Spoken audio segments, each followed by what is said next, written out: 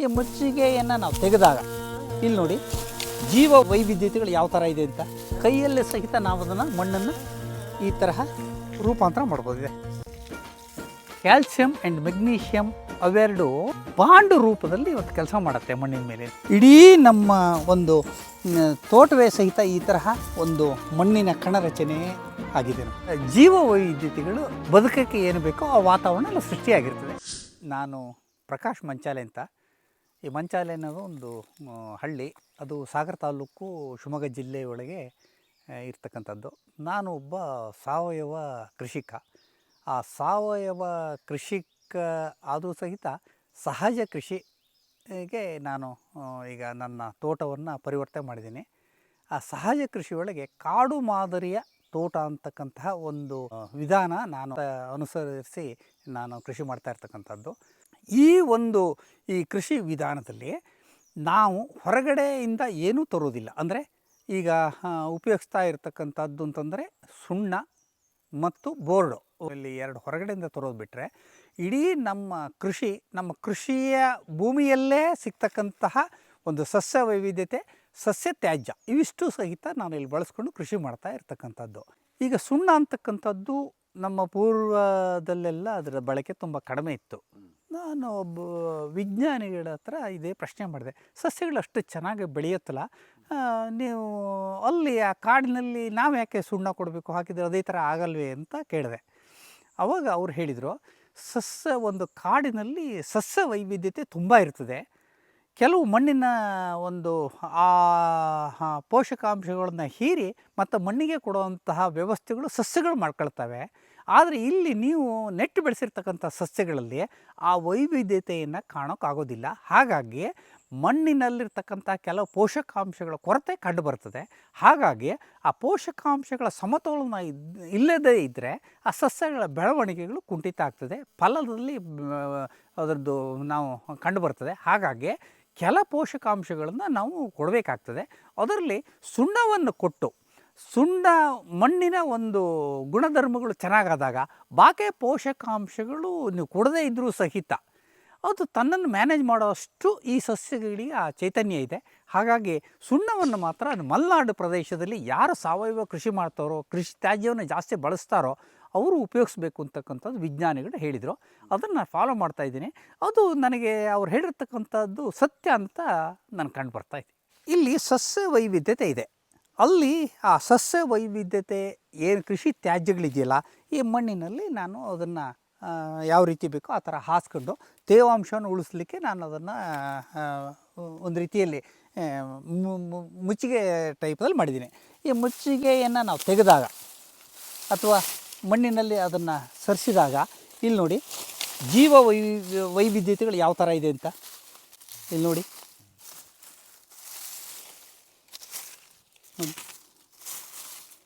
ಯಾವ ರೀತಿಯಲ್ಲಿದೆ, ಮಣ್ಣಿನ ಒಂದು ಗುಣಧರ್ಮಗಳು ಯಾವ ಥರ ಇದೆ.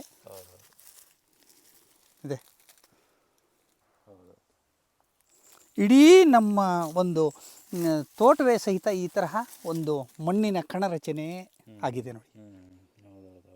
ಇವಿಷ್ಟು ಸಹಿತ ಇದು ಎರೆಹುಳುವಿನ ತ್ಯಾಜ್ಯದ ಮಣ್ಣಿದು. ಇಲ್ಲಿ ಎಷ್ಟು ಹೀಗಿರ್ತಕ್ಕಂಥದ್ದು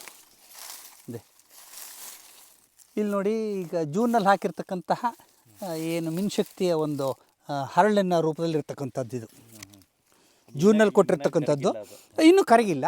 ಅಂದರೆ ಎಲ್ಲಿ ಮಣ್ಣು ಹುಳಿ ಆಗುತ್ತೋ ಅದು ತಾನಾಗೇ ಕರ್ಕೋತ ಬರುತ್ತದು. ಮಣ್ಣಿನ ಸುಣ್ಣದ ಗುಣಧರ್ಮ ಅದು. ಹಾಗಾಗಿ ಅದು ನಿಧಾನವಾಗಿ ಮಳೆ ಎಷ್ಟೆಷ್ಟು ಜಾಸ್ತಿ ಆಗುತ್ತೋ ಅಷ್ಟಷ್ಟು ನಿಧಾನವಾಗಿ ರಿಲೀಸ್ ಆಗಿ ಮಣ್ಣಿಗೆ ಸೇರ್ತಾ ಬರ್ತದೆ. ಮಣ್ಣಿನಲ್ಲಿ ಏನು ಒಂದು ಹುಳಿ ಅಂಶ ಆಗದೇ ಇದ್ದಾಗೆ ಆ ಸುಣ್ಣ ತನ್ನ ಕ್ರಿಯೆಯನ್ನು ಮಾಡ್ತಾ ಇರುತ್ತೆ. ಮಣ್ಣಿನ ಒಂದು ಗುಣಧರ್ಮಗಳು ಸುಣ್ಣ ಉಪಯೋಗಿಸಿದಾಗ ಹೇಗಾಗುತ್ತೆ ಅಂತಂದರೆ, ಮಣ್ಣಿನ ಒಂದು ಫಲವತ್ತತೆ ಉಳಿಸ್ಕೊಳ್ಳೋದು ಬೇರೆ, ಅದನ್ನ ಜಾಸ್ತಿ ಮಾಡೋದು ಬೇರೆ, ಸಸ್ಯಗಳು ತಗೊಳ್ಳೋದು ಬೇರೆ, 3 ವಿಧಾನ ಇದೆ.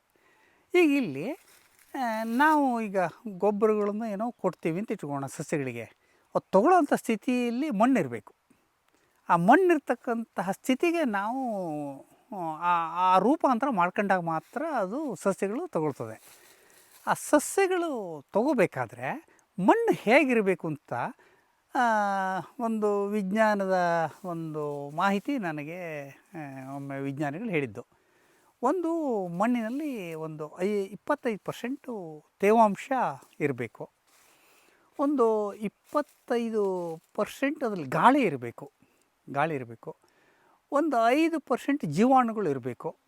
ಒಂದು 3% ಕಾರ್ಬನ್ ಇರಬೇಕು. ಇವಿಷ್ಟು ಇದ್ದಾಗ ಆ ಭೂಮಿಯ ಒಂದು ಫಲವತ್ತತೆಯನ್ನು ನಾವು ಗುರುತಿಸ್ಬೋದು. ಅದರಲ್ಲಿ ಸಸ್ಯ ಜೀವ ವೈವಿಧ್ಯತೆಗಳು ಬದುಕಕ್ಕೆ ಏನು ಬೇಕೋ ಆ ವಾತಾವರಣ ಎಲ್ಲ ಸೃಷ್ಟಿಯಾಗಿರ್ತದೆ. ತೇವಾಂಶ ಮತ್ತು ನೆರಳು ಅಲ್ಲಿ ಒಂದು ವಾತಾವರಣನ ಹೊರಗಡೆಯಿಂದ ಮಾಡಬೇಕು ಅಂತ. ಅದನ್ನು ನಾನು ಇಲ್ಲಿ ಮಾಡಿರ್ತಕ್ಕಂಥದ್ದು ಈ ಮಿನ್ಶಕ್ತಿನೂ ಅದಕ್ಕೆ ಪೂರಕವಾಗಿ ಕೆಲಸ ಮಾಡಿದೆ. ಆ ಸುಣ್ಣ ಹಾಕಿದಾಗ ಇಷ್ಟೂ ಪ್ರಕ್ರಿಯೆಗಳು ಸಹಿತ ಅಲ್ಲಿ ನಡೆದಿದೆ. ಹೇಗೆ ಅಂತಂದರೆ, ಏನು ಒಂದು ಕ್ಯಾಲ್ಸಿಯಂ ಆ್ಯಂಡ್ ಮೆಗ್ನೀಷಿಯಮ್ ಅವೆರಡು ಬಾಂಡ್ ರೂಪದಲ್ಲಿ ಇವತ್ತು ಕೆಲಸ ಮಾಡುತ್ತೆ ಮಣ್ಣಿನ ಮೇಲೆ ಅಂತ. ಆ ಬಾಂಡ್ ರೂಪದಲ್ಲಿ ಮಾಡಿರಬೇಕಾದ್ರೆ ಏನು ಜೀವಾಣುಗಳು ಒಂದು ಚೆಲ್ಲಾಪಿಲ್ಲಿ ಆಗಿರ್ತಕ್ಕಂಥದ್ದು ಒಂದು ರೂಪಾಂತರ ಮಾಡ್ಕೊಂಡಿರುತ್ತೆ. ಮಣ್ಣನ್ನು ಅದು ಹರಳು ರೂಪಕ್ಕೆ ತಂದಿರ್ತದೆ. ಆ ಹರಳು ರೂಪಕ್ಕೆ ತಂದಾಗ ಈ ಅಷ್ಟೂ ಕ್ರಿಯೆಗಳು ಸಹಿತ ಪೂರಕ ವಾತಾವರಣ ಅಂತ ನೋಡಿ. ಅದು ಹಾಕಿರ್ತಕ್ಕಂಥದ್ದು ಇಲ್ಲಿ ಹಾಕಿದ್ದೀನಿ ನೋಡಿ.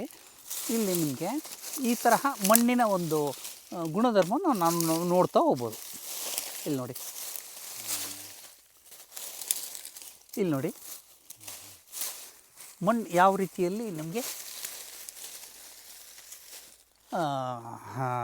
ಹರಳು ರೂಪಕ್ಕೆ ಬಂದಿದೆ ಅಂತ ಇದೆ. ಕೈಯಲ್ಲಿ ಸಹಿತ ನಾವು ಅದನ್ನು ಮಣ್ಣನ್ನು ಈ ತರಹ ರೂಪಾಂತರ ಮಾಡ್ಬೋದಿದೆ.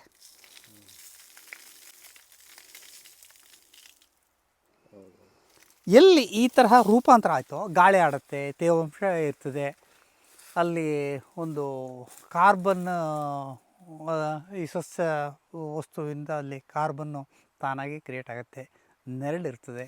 ಹಾಗಾಗಿ ಇಲ್ಲಿ ಜೀವಾಣುಗಳು ಸಮೃದ್ಧಿ ಇರ್ತದೆ. ಇವಿಷ್ಟು ಇದ್ದಾಗ ಸಸ್ಯಗಳು ಸಮೃದ್ಧಿ ಇರ್ತದೆ. ಇಷ್ಟೇ ಅಲ್ಲ, ಇದರ ಪರಿಮಳನ ನೋಡಬೇಕು, ಗ್ರಹಿಸಬೇಕು. ಆ ಪರಿಮಳವೂ ಸಹಿತ ಮಣ್ಣಿನ ಪರಿಮಳ. ಈಗ ಮಳೆ ಬಿದ್ದಾಗ ಒಂದು ರೀತಿಯ ಪರಿಮಳ, ಕೆಮಿಕಲ್ ರಿಯಾಕ್ಷನ್ನಿಂದ ಒಂದು ಪರಿಮಳ ಬರ್ತದೆ. ಅದು ಬೇರೆ, ಸಹಜವಾದ ಮಣ್ಣಿನ ಒಂದು ವಾಸನೆಯೇ ಬೇರೆ. ಹಾಗಾಗಿ ಆ ಮಣ್ಣನ್ನು ವಿಜ್ಞಾನಿಗಳು ಅಥವಾ ತಜ್ಞರು ಅದನ್ನು ಹಿಡಿದಾಗಲೇ ಅದರಲ್ಲಿ ಏನೇನಿದೆ ಅಂತ ಹೇಳೋಷ್ಟು ಇವತ್ತು ವಿಜ್ಞಾನ ಮುಂದುವರೆದಿದೆ. ಅಂದರೆ ಇದನ್ನು ನೋಡಿದಾಗ ಗೊತ್ತವರಿಗೆ ತೇವಾಂಶ, ಆಮೇಲೆ ಅದರಲ್ಲಿರ್ತಕ್ಕಂತಹ ಜೀವಾಣುಗಳ ಸಂಖ್ಯೆ. ಅಂದರೆ ಜೀವಾಣುಗಳು ಸಮೃದ್ಧಿ ಇದ್ದಾಗ ಆ ವಾತಾವರಣವನ್ನು ಆ ತರಹ ಮಣ್ಣನ್ನು ಒಂದು ರೂಪಾಂತರ ಮಾಡಿರ್ತದೆ ನೋಡಿ.